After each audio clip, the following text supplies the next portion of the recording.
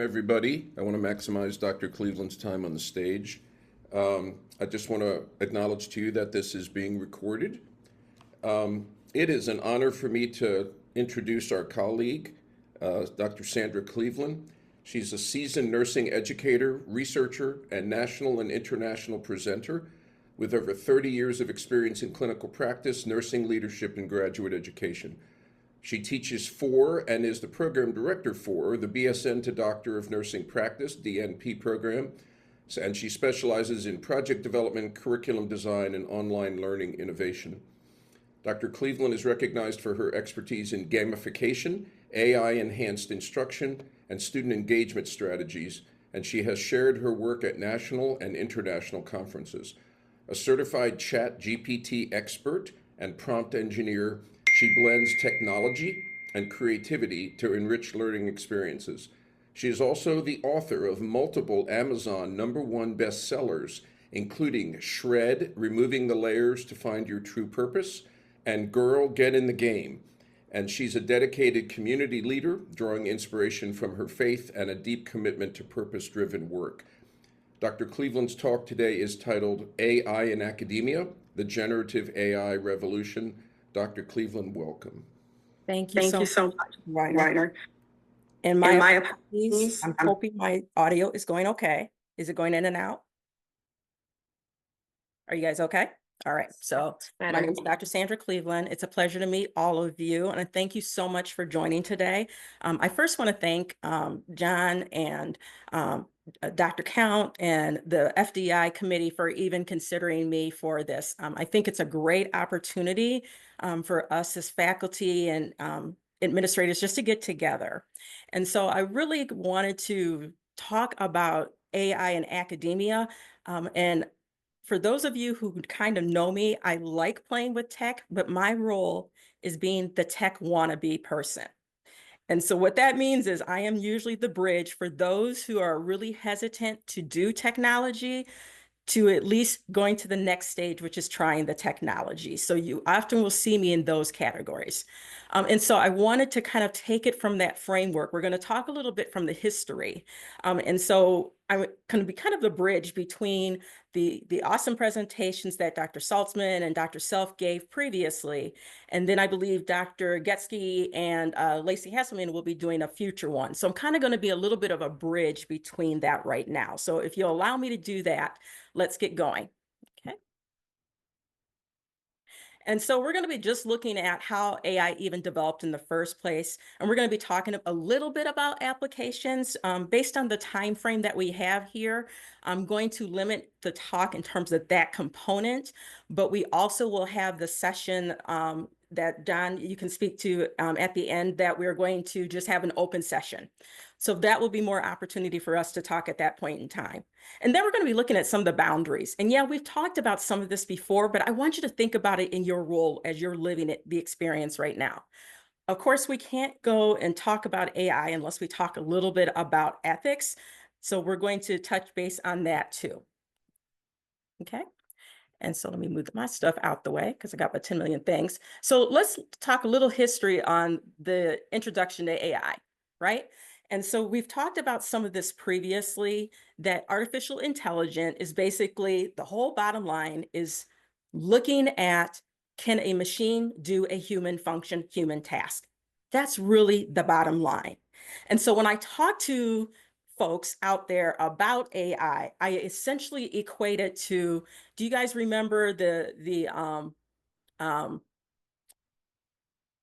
oh, you could do it a couple ways. You could do the bicycle wheel, and then the spokes within the wheel, okay? And each of the spokes are something as branch of AI. So AI is kind of the umbrella term, okay? And then the spokes are different ways that AI can be used to replicate a human type action. And so we see human actions replicated, and one spoke may be text-based, and another spoke may be image-based or graphic-based or video-based, etc. Like there's a number of different ways that we might be able to use it, okay?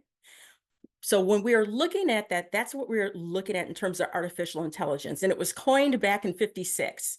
So it's been around for a while, even though we've seen in the last like 10, 15 years that it's been kind of coming back into play to the general population. And so when we hear the term chatbot is one type of technology that is used. And a number of us, if you've been shopping, have probably used a chatbot because it's probably in the bottom right-hand corner of whatever app you're using as popping up, asking you questions about, hey, I see that you're doing this. Maybe you're going to be interested in this, or it's helping guide you through the whole system, right? That's kind of what it's doing. So Eliza back in the day was that first kind of initial chatbot.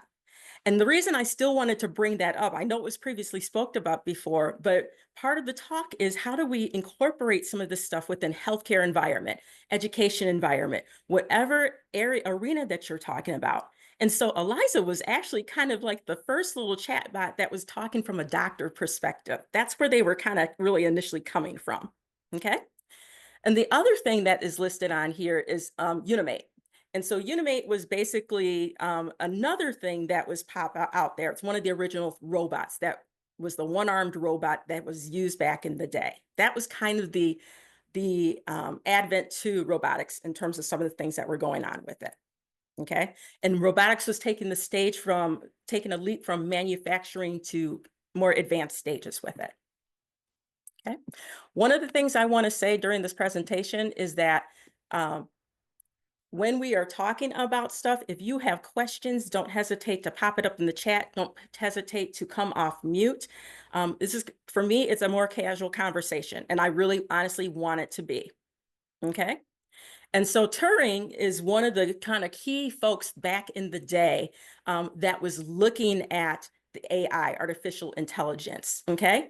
And so on here, on the screen right now, we're gonna do a little Turing, little experiment, okay?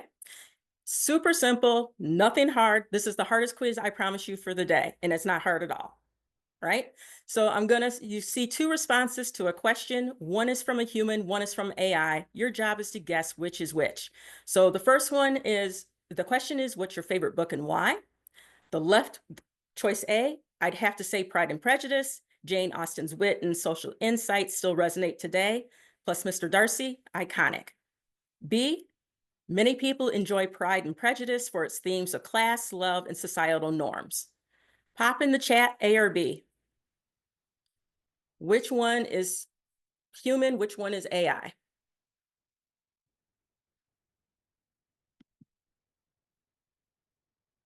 Okay. So I'm seeing, okay, some are saying B, some are saying A. Okay. AI, which one is human? Which one is AI? Technically, the answer is B, is the AI, right? Part of the reason is it doesn't necessarily delve down into it. Now, let me preface this with saying, I did this purposely only to show you what the Turing test was back in the day.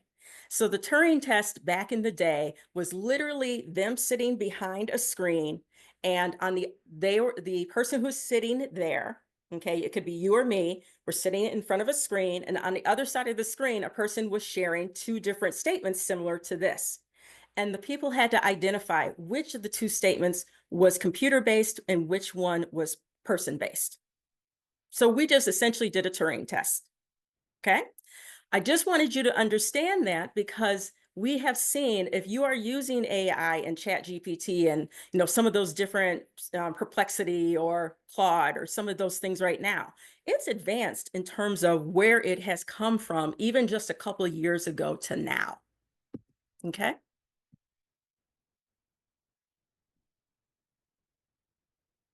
And so when we talk about AI and some of the timeline with it, oh, and let me preface this with part of my presentation, I should have said this at the beginning, I developed with AI. So you will see pretty much most of this presentation is in terms of images that I created, PowerPoint that I created, outlines that I helped to create. So I developed part of this from AI, okay? And the reason I say that is we shouldn't necessarily be totally afraid of AI. One of the missions I would love for folks to come out with this is to take the next step. If you've never used an AI device before, I would love for you to join us when we have this other session, because I will go through some initial things that we can play with, okay? If you've used AI before or some of these programs before, my challenge for you is how could we take it to the next stage? Okay, so that's where I'm coming from with this. So some AI key milestones that happened back in the day. So Deep Blue, IBM's Deep Blue was one of the things that we talked about back, and I think it's been mentioned previously. Gary Kasparov was one of the reigning champion at chess, and he was beat by that machine at that point in time. Okay. In 2011, the IBM Watson came into play. That was there for a while, and they defeated human champions on Jeopardy. So they had this separate little session, and I actually remember this back in the day. They had this separate little Jeopardy session, and they were kind of recording what was going on with it, trying to see the natural language capabilities of what it was. And in that particular instance, Watson did beat the human participants. They have had multiple sessions back in the day, like 3 or 4 of those, and the humans did beat the machine a few times as well. So I do want to say that, but it was really noteworthy to say that the machine could beat the human with that. All right. 2014, Amazon introduces Alexa. All right. And so a number of us probably have some type of Alexa or Siri or some voice activated AI assistant in the world, right? And we're using that not just in professional life, but home life as well. And that was part of the real significance of it back in around 2014. It was being introduced into homes. That wasn't necessarily, and people were made aware that it was AI that was influencing what was happening. Okay. They weren't necessarily talking to the public about it at that point in time. Okay. And 2022, OpenAI, which is the company, launches ChatGPT. That is monumental in the sense of also bringing AI to the forefront. Okay, so November 2022, I remember sitting there, and mind you, remember, I said I'm a tech wannabe. I'm not saying I'm an expert. I'm a wannabe, right? At that point in time, but I was waiting like I was in a concert line to get into ChatGPT, because it was just so interesting to hear what the possibilities were, and I wanted to be able to play. And obviously I was not alone, because ChatGPT has blown up, right? And what it uses is called generative AI, which is basically now we're taking materials and things from different vantage points, and we can start to quote unquote create something as a result of that. Now, the caveat with the creation is it may not necessarily be accurate. Okay, point blank. An example of that is make a recipe with it. Okay, put some ingredients, share that recipe, or share the ingredients with ChatGPT, ask it to create recipes, and it will do that for you. It will create some recipes based off of the ingredients that you have. But is it sophisticated enough for us to actually know the measurements associated with it? Is it actually going to taste right with it, right? Those are things that they're still working with right now. Okay. But ChatGPT and OpenAI coming out with that was huge. Okay. And so this is just another way to kind of look at the history with it. And so when we are looking at using AI, we are basically putting something in so that we can get something out. That is about as simplistic as I can put it. We need to put something in so we can get something out. And so back when we were looking at it through the 80s through 2000s, machine learning was kind of the big thing that was doing, okay? And machine learning was basically one basic thing in that you wanted it to do and one thing out as a result, okay? As we started going, we realized that we could start, as more language was being put in there, we could have more complex input into the system.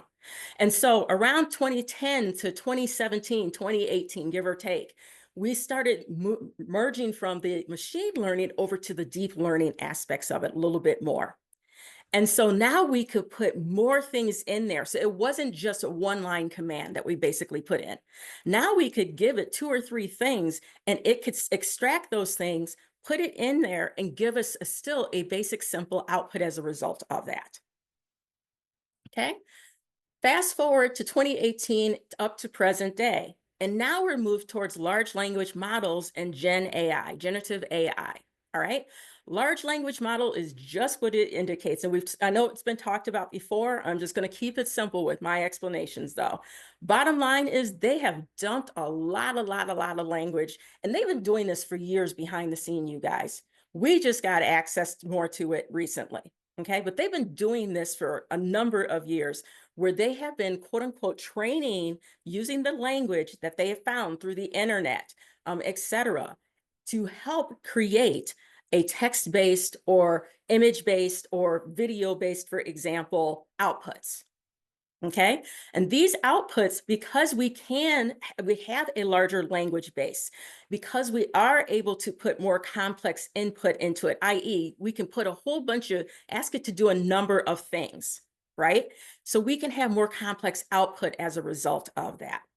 Okay. So that's where that kind of progression goes with it. And so again, I like to keep it simple. So for those of you who know me, or my students know me when I say KISS, and I kind of steer it in their head, keep it simple and sane when it comes to technology. All right. And so this is how I help equate folks, like in terms of understanding what I just shared previously. So traditional machine learning, like I'm a foodie, so I'm just going to put what I know in here, and I wanted to equate it to it. So being the foodie, how did I relate machine learning to this? Remember, machine learning was simple in, simple out. The line chef, if we think about it from the behind the kitchen and the different types of chefs, traditional machine learning is they are basically doing step by step to bring out a dish. That's the whole bottom line that they are doing. Okay. Then we have the sous chefs. They are doing a little bit more. They're mastering techniques with it, right? I myself have no skill in chopping whatsoever. Like I'm a little bit of an addict. Bar Rescue is one of my like kind of shows on the behind the scene. And part of it makes me laugh because I watch the chefs and they are just cutting away and doing their thing. And I'm like, no, there's no way ever that you will see me do that, right? But they had to do that deep learning, okay? And the deep learning aspect, they're mastering that skill or that technique. So that's the way we kind of remember with the deep learning. We have our creative chefs, and I equate this to generative AI, right? So I gave you the example earlier that we could make recipes based on some of the ingredients, right? Now, the recipe may not be totally accurate, but could it give us something that looks like a recipe? Absolutely. Okay. So it can give us a more complex output and we can put more things into it to create this more complex output, but we need to understand that the output we have to check. Okay. Then we have the executive chef, and that's large language models, right? So I think of the executive chef as back in the day, the Encyclopedia Britannica, right? Britannica, we had all these encyclopedias, which just shares how old I probably am. It is what it is. But in the midst of that, if I'm that executive chef and I'm thinking large language model, I have shoved all this material from the whole volume, the set of Encyclopedia Britannica, okay? And I have this massive knowledge base of it. That's what it's coming in with it, okay? And part of the thing that large language models do is help to try to predict what they think you're going to do, okay? Or say what it's going to say. And so here's the common example in large language models that we see. So a number of you, when we have predictive text on our phone, right? And so you are typing something up, you're typing an email up or whatever, and you see the suggestions that come through, right? That's an example of large language model in action, you guys. Okay. And I want to make sure that I'm capturing, okay,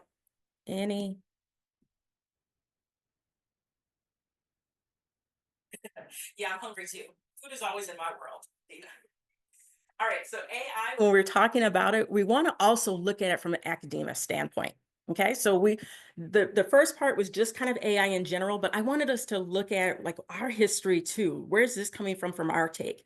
And so in 55, Dartmouth College actually had the first AI research project, okay? And so they started looking at what that would mean, right? And then in 58, John McCarthy, there was a programming language called Lisp that was kind of the founding, the grounding computer language that was being used for AI back in the day. And so that became the cornerstone tool in terms of how to start developing it. In 65, Stanford Research Institute creates the first expert system called Dendral. And if you are healthcare based, because like I'm healthcare based, Dendral was kind of taken from dendrite and the neural pathway systems and looking at it from that standpoint. They looked at chemical compounds, but the point of it was starting to make the connections with everything. Okay. And then in the 70s, what happened during that time was, so the late 50s through the 60s, we saw that there was a increase in what was going on for AI research. But in the 70s, funding started getting pulled. And so there were some challenges during that time frame. AI was so extremely new. So funding was on hold. And so we kind of had this, what is called the AI winter during that time frame. And so when we go into it, and then from the bottom to the top in here, some more modern developments as a result. So we started getting funding back in the 80s, and we started seeing some new approaches with AI starting again. So we started seeing the resurgence back in the 80s. And if you can think that it corresponds to the public getting access to the computers, you are absolutely right. We are trying to figure out how we can incorporate some of this stuff and move forward with it, right? And so in the 2000s, as early as the 2000s, there were actually dedicated AI courses and degree programs that were starting back in the day. We're seeing a plethora of them coming up now, again, because of the rise with the Chat GPT and folks understanding what some of these terminologies mean, okay? And folks trying to understand how they can modify their current job or move into a new role, incorporating these tasks, these skills. Okay, 2012, AlexNet was a deep learning breakthrough, and it revolutionized the computer vision. So it basically helped use deep learning using a way for us to take a number of different concepts, pop them in there, the input, and pull out some deeper thoughts with it. It wasn't just giving me a rote answer, essentially, but it was kind of giving me a little bit more towards the conversant side. Okay. And then 2020 to the present, we start seeing AI blow up. That's my technical term, right? AI was starting to blow up, and we see it into curricula across disciplines. We see it emerging in our, not just the disciplines, but just as importantly, the workforce, right? Because on the other end of it, we're seeing AI has been incorporated in pretty much everybody's field who is listening to me on this screen right now. Okay.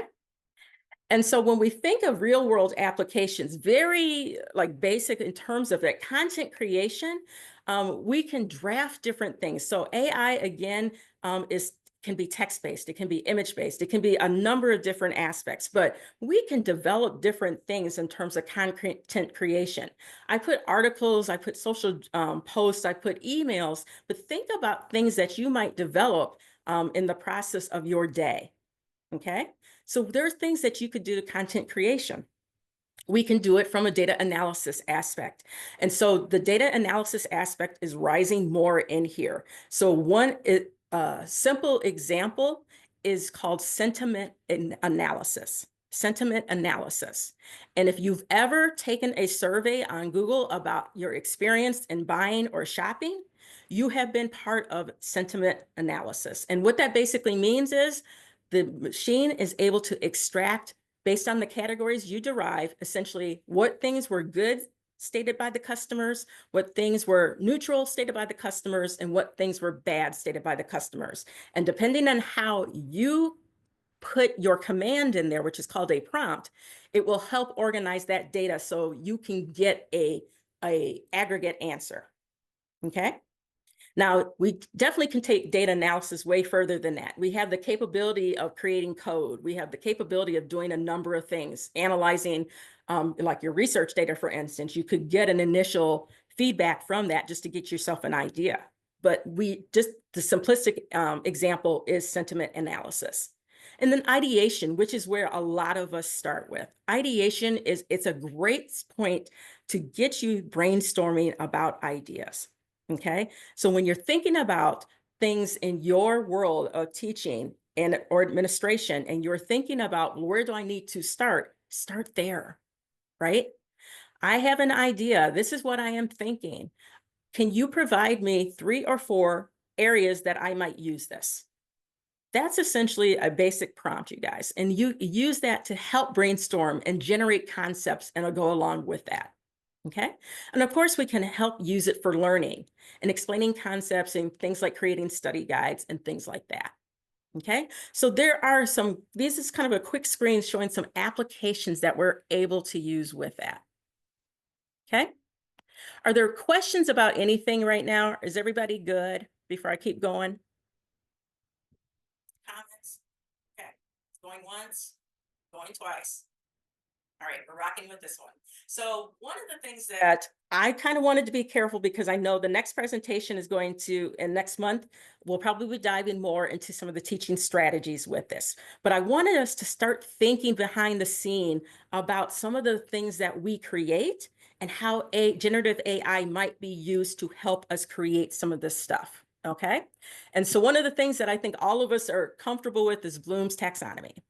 And so back in the day, Bloom's taxonomy has been used and used and used. But one of the things that we needed to think about is, now that we have the advent of AI and incorporating that, and knowing that our students are probably using AI out there, we need to understand when and where our students could use AI within the context of our curriculum.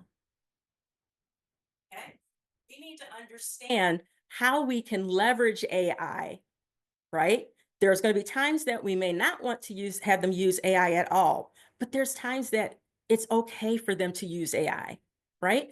And we've had previous discussions, a number of instances where we've talked about that, and we are still wrestling with that. And that's a very real conversation, and it's going to be a very fluid conversation. But I wanted to bring this forth because I just wanted all of our brains thinking about, well, if we are using and starting with it from a teaching learning perspective, can we use Bloom's taxonomy and modify it from an AI perspective? How do we incorporate AI into this based on the level of Bloom's that we are trying to target for our students? Okay, so I'm coming from the baseline of remembering, and that is just basically retrieving data. If we're looking at it from an AI perspective, we're retrieving data, and we may identify biases with that. Okay, understanding could be the next level. And so interpreting AI outputs with human insight. So what does that mean? So I'm going to be showing you, hang on to that, because I'm going to show you some examples of some output that we've received in different sources. And we're going to take a look at that, right? Because here's the reality, and I want to say this over and over again, you guys, is a tool. AI is a tool. And part of the thing that we are having our students struggle with is they don't necessarily understand that. Sometimes they use it as the catch-all end-all. That is not the case. It's a tool, and we need to understand it for that. Okay? Applying, so implementing AI while maintaining ethical use. So I'm going to give you some examples in each of these categories of things that we might create as a result of that. Okay? Analyzing, discerning patterns and biases in AI outputs. Okay, so this is kind of just a loose structure of what we might start thinking of how we can incorporate AI. So when we have an assignment and we want the analysis aspect of it, what does interpretation mean to the students at this level if we're having an assignment associated with it? Okay. Evaluation, assessing insights, AI insights and ethical implications, right? We're taking it up a higher level. And then creating. We can create and still leverage AI and still have human creativity coupled with the AI. And so when we're thinking about this, I know this is simplistic, I understand that, but it's a great way to get us started thinking about where can we associate this with. All right. And so let me move this out the way. So here's some lower order thinking skills with AI. Okay. So here's examples I wanted to provide you. And I believe you guys will get the PowerPoint later on. So just so you have these examples. So remembering. So students now retrieve not just information, but AI generated data and outputs. Okay. We used to actually do this back in the day when Google came out, you guys. Like if you were around long enough and Google was relatively new, the search engine, we were having students do some of that at that point in time and looking at some of the output from what they were sharing to some of the things that we knew and comparing it to some of our older sources, right? The new focus, though, is on identifying biases. That's going to be part of the thing that we're looking at with that. So an assignment example is students have an AI generated summary. Okay, so you have this established summary, they review this summary, they look at some of the specific facts associated with it, and it's basically fact checking, right? We're all talking about the fact checking aspect, so we need to teach them how to do that. So this is a way that we can get them associated, comfortable with that aspect. And then understanding is the next stage. And as you see on the screen, interpreting AI outputs and discerning what is accurate, relevant, or applicable to the context. So now we're not just taking this information, but obviously we're adding within context of what's going on. So they can compare original source content to AI generated reports of that content, okay? And see where the explanations are missing or misleading or things like that. Okay. Application. So applying. They apply AI generated suggestions in real world scenarios. Okay. And then they're discerning when they need to rely on human judgment versus what they're seeing from the AI output. Okay. So the example, they're going to use some of the AI tools for problem solving, but they got to justify where human judgment should override AI conclusions. And let me be clear, they are definitely going to need the human judgment to help with that. Okay. And when I share a couple of examples that we see out there, you'll see why. Okay. And then we have higher order thinking skills with AI, continuing on, analyzing, discerning, right? Students identify patterns and potential biases in terms of it. So they're critically evaluating something with it. And they're looking at the reliability of the content with it. And then evaluation, they're assessing not just information, but the quality. That's a key component at that stage. So now we're looking a lot like ethical use is going to obviously be incorporated throughout, but with those higher levels, higher order thinkings, you probably will have ethic incorporated concepts built in the assignment as well. Okay. And then creation. We're leveraging that AI to create new content or solutions. Right? And so this is a great opportunity to test some of the things that they may have thought of, used AI to help flesh out the idea, and maybe put it in something like research or from our end. Maybe we're testing out a new teaching strategy, right? And we created this new teaching strategy and we want to incorporate it, but we need to still measure and see how effective it truly is. We can have creativity, not lose creativity while we have AI, you guys. Okay. And so assignment examples for these higher levels in terms of it. So analyzing assignment, they can analyze AI generated predictions for potential biases, okay, inaccuracies or flaws. The logic is flawed for some reason. Okay. And suggest what additional human insight might improve the AI's analysis. So what do we bring to the table for this assignment that's going to help strengthen that? Okay. What is AI bringing that is strengthening it, but also weakening it? Those are things that you can incorporate within the assignment. For the evaluation, students can review multiple AI generated proposals, okay, ranking them in terms of feasibility, ethical implications, and likely success while justifying their decisions. Right? So we could have an assignment that ranks these different things that they're looking at. And the AI is helping to generate some of these. What's the reality of us actually being to put this into play and why? Why or why not? Okay. And then creation, again, developing solutions to real world problems, right? We can use AI tools to help us do that. right? But one of the things that you emphasize is human creativity is still here. So we still want to see the students' creativity in this particular assignment as well. All right. Quick slide. Tools worth exploring. So if you have not explored a tool before, this is a slide that just basically, these are kind of the big dogs out there right now. Okay, so ChatGPT is under the company OpenAI. We have Claude, we have Perplexity, we have Copilot, and you're kind of hearing all of these flash out of there. All right.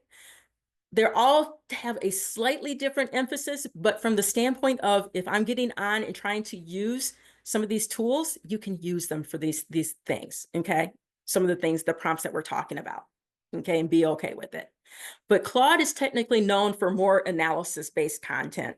Perplexity is known for like more research-based content. That's kind of where it's steered towards. It's kind of coming back and forth with that. OpenAI is more the text generation and the conversation piece, which is what blew things up in the first place back in 2022 for folks, because it wasn't just getting an answer, it was carrying on a conversation. And it was remembering the previous components of that conversation to add to the current responses. Okay. And then Copilot is out there right now. And Copilot is kind of getting known for the coding and technical assistance that it can help provide. All right. So if you have not tried any of these before, my advice is be willing to download one of them. Use the free version. Free is my favorite word. And the beauty of this is that you can use it for a ton of these things, right, to get you started. So for the sake of time, I was going to have us do a little activity, but I'm going to hold this off and let's continue talking. And if I don't have time, there will be the opportunity. I'll carry this over into the session that we have. Okay, so I'll just keep that over with that. All right. So how do we enhance some of these AI learning experiences, right? We need to think about the ethical and responsible use in terms of it. We need to think about AI literacy and transparency. And that's what we've been, like a number of our discussions that we've held across the board have been talking about, right? We've been talking about how do we have our students make it transparent that they are using AI? How do we know our students even know how to incorporate or use AI? Right? Is there a discrepancy between those who have and those who have not? Okay, can we get folks across the board to incorporate AI in our assignments? Those type of things we need to consider, right? Talking about the human versus AI reflection. So we talking about what does reflection look like from an AI generated response versus a human-based response? Okay, it's a great way to start to help folks understand and recognize the output of what the AI output and what it looks like. Okay, and understanding the capabilities. And then it has the opportunity for collaborative problem solving, right? So I know some of our students love a group work, but this would be a great arena to help do some group work with it and incorporate AI tools with that. Okay. And so we can't go any further without talking the ethics of AI use, because we are going to be talking this. It's going to be a fluid conversation as things keep coming out, and AI keeps ramping up and building. So it's going to continue with that. And I just put kind of things that we need to think about from our perspective in the academic arena. We've all been talking about academic integrity already. So are we being honest that we are incorporating AI in our use, right? And then data privacy. So one of the things, how do we balance some of our assignments with helping students protect some of their information with also having some of the human aspect put into their responses, their assignments, et cetera. There's still a balance that we need to pay attention to that. And then we still have to look at the ethics of the relationship that we have with our students as well. Okay. So one of the things that we will talk about is ethical augmentation versus academic dishonesty. Again, I'm going to carry that conversation over in a little bit, okay? So one of the things that we just bottom line need to tell them is don't trust, verify. That's like the real bottom line for all of us. And I'm I'm like one of the superhero type persons. I watch all those movies, DC and both groups, whether we like it or not. I love them. And so, with great power comes great responsibility. For those of you who are nodding, I know you're my people right now, and that's all good. But in the case of here, that's where it comes with the tools. Okay, we have these powerful tools, but we need to verify. And we always need to verify what's going on with it. Okay, because in verifying what's going on, we have to be careful of some of the things that we have to pay attention to. And one of the things that can come across is that we may receive an answer from ChatGPT or Claude or whatever, but it may have made up an answer. And that term analogy is called hallucinations, right? And so one of the things we kind of pay attention to, and you've kind of seen in the research, is it really hallucination or is it kind of just truly junk? Like they're kind of determining how we are using the term hallucination right now and seeing how we're kind of extracting what's really a hallucination versus what's just junk. Okay. And I just want to see, I think, making sure. Exactly, right? It might make things in terms of giving us inaccurate information. So one of the things that I have students do is make sure to find that primary source. And that's the same thing I would say for us as well. Let's find that primary source. So the question popped in there, and this was a actual thing. How many rocks should I eat? So somebody put that in there to get a response with the AI, the Google AI. And according to UC Berkeley geologists, you should eat at least one small rock a day. They said that rocks are a vital source of vitamins and minerals and are important for digestive health. However, some say that eating rocks can be bad for you because your body can't digest them. So you see that we can kind of get some really funky answers out of this in terms of it. Okay. This is another example. And why is this kind of important in terms of playing with our particular arenas that we are teaching? So I'm healthcare based. So my healthcare folks, you kind of relate to this too. So this is one that came out of CBS News. I think this was in 23. I think, yeah, 23. And so Google basically has their AI tool right now, and it's just blanking on me in 2 seconds. It'll come back to me. But they are using their tool is basically using sources from the internet.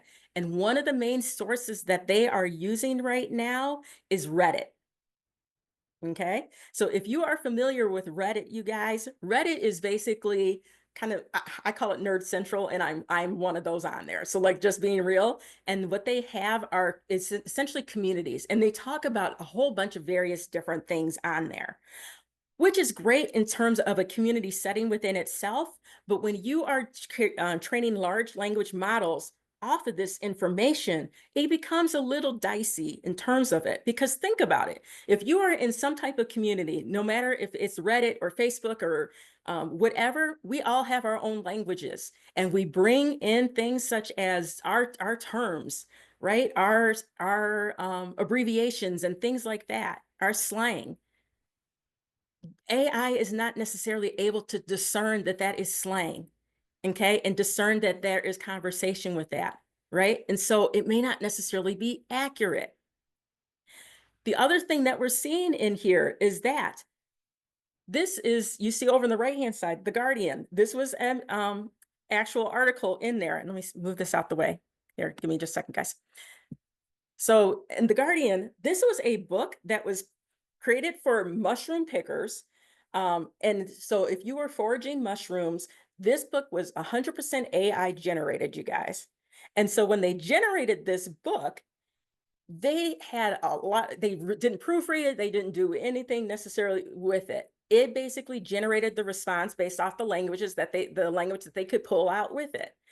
But you guys, the language was not accurate. The content in it was not accurate. So there was possibilities of types of mushrooms that would absolutely poison or kill you that were incorporated into some of the foraging things that they were talking about with this. And so Google admitted over on the left-hand side from the CBS News article that it generated some odd inaccurate results. That's part of the thing we have to pay attention to. Okay. And so in it, it said Google's overview emphasized looking for those with solid white flesh, which may have potentially deadly puffball mimics also have. So basically, there are similar mushroom types that if you pick the wrong one that looks like the safe one, it's not the safe one. It could hurt or kill you. That was part of the issue. And they had to put this warning out to everybody. It was a big thing back a couple of years ago. Okay. And so when we were talking about I wanted to segue into the future of AI in education, because we've talked about AI, the history in general, and we're kind of looking at it in academia. One of the things that I will share with you guys is some use cases of AI in our different disciplines, but I'm going to share a PDF in the future. I wanted to make sure, truthfully, I caught all the disciplines that are here. So you're represented with that. Okay. So I will get that into with the future. But one of the things, what are some of the concepts we as educators and administrators need to think about in the future of AI in education? We've talked personalized learning previously, right? AI can have a good use in terms of personalizing the learning experience for individuals. And when I say that, think about when we have tried to have alternate assignments. That's an easy example to think about it. We may have different learning styles for individuals, and we want to have the same type of assignment, but adapting it for that type of learner, whether it's the visual learner or whether it's the audio, whatever it might be, right? And so can we customize what they provide for us so that it is more personalized experience from their standpoint, and they still meet the learning objectives, they still meet the course outcomes? Absolutely. Okay. Tutoring systems are a huge thing, as you see right now. So tutoring systems are being popped all over the place. And so when we are looking at that, we have our virtual tutors. The advantage of them is, and we think of the chatbots, that's the example that we think. They can be virtual tutors. We can set up information in those chatbots to answer some of those commonly related questions to our course, for example, or some of the concepts that they struggle with in your particular course, right? That you repeat over and over and over again. And you might be able to, you're here from until your end of your day, and you're not responding during the nighttime. Hopefully you're not, right? But your chatbot could, right? And then discernment as a core skill. When you're looking at it from a core skill, one of the things that we need to think about is AI is not going to necessarily help us help train individuals for the power skills or the soft skills. Okay. And so we need to help develop those aspects around the assignments. And one of those skills that we particularly need to develop through AI use is discernment. And as you saw earlier, when we were talking about the Bloom's taxonomy, we had to use discernment in a number of those arenas, because we needed to help teach people how to critically evaluate what was going on in that particular context of whatever they were talking about. Okay. The other thing that we want to think about is, what are we preparing them for? Right? It's obviously not just to get out of our program. It is for them to get into the workforce in some way, form, or fashion. And so we have to start doing long-term thinking about what do these roles start looking like in the future?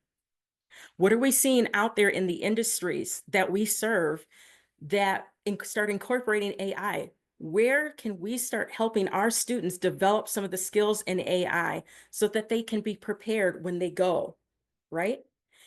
So SHRM, which is Human Resource Society, they have actually put out a list of a number of new AI-based skills, new jobs that are coming as a result of AI.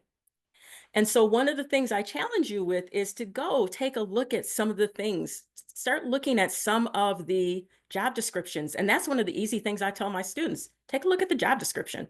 See what things that are being incorporated into it from an AI perspective, because that's what you're going to need to step into it, just like we tell them with other things. But now we got to think about it long term. It's not just the immediate year, because the technology is going to change. It's going to evolve.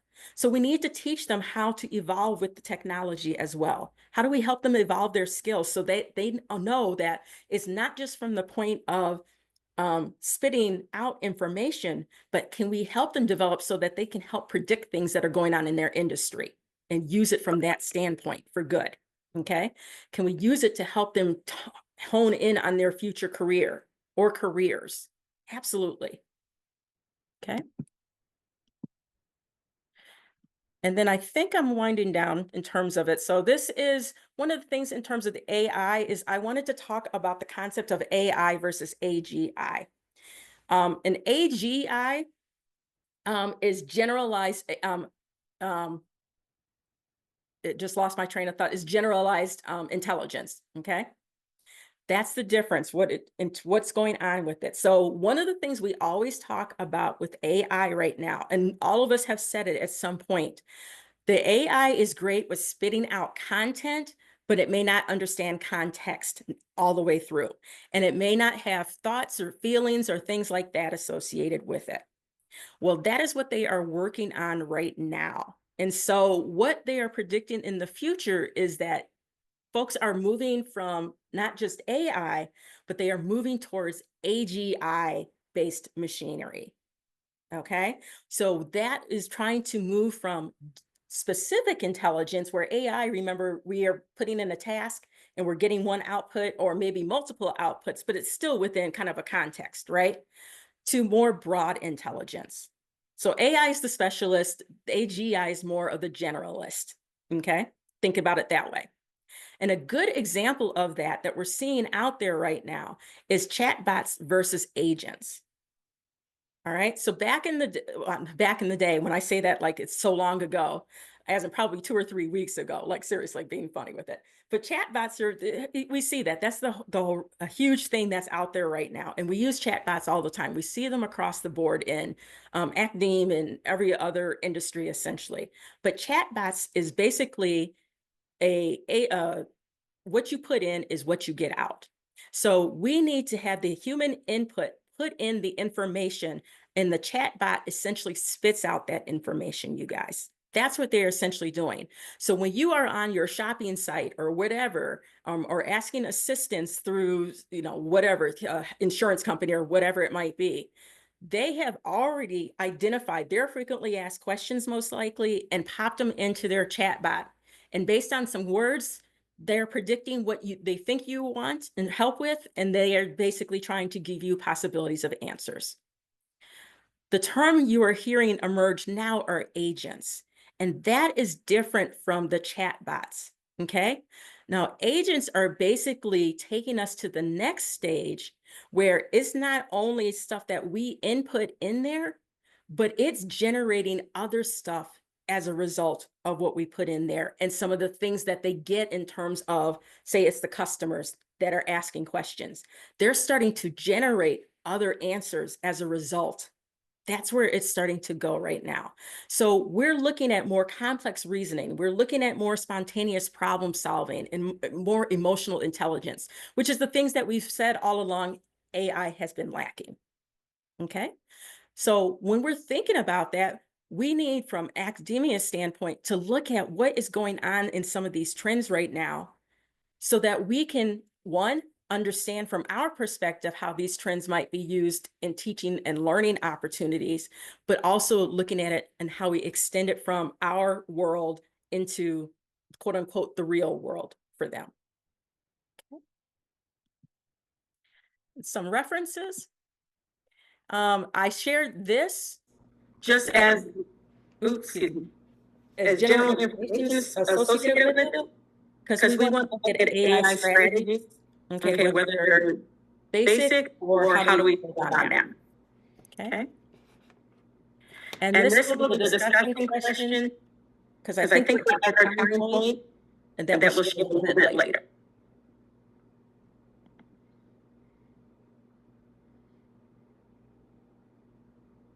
All right, so I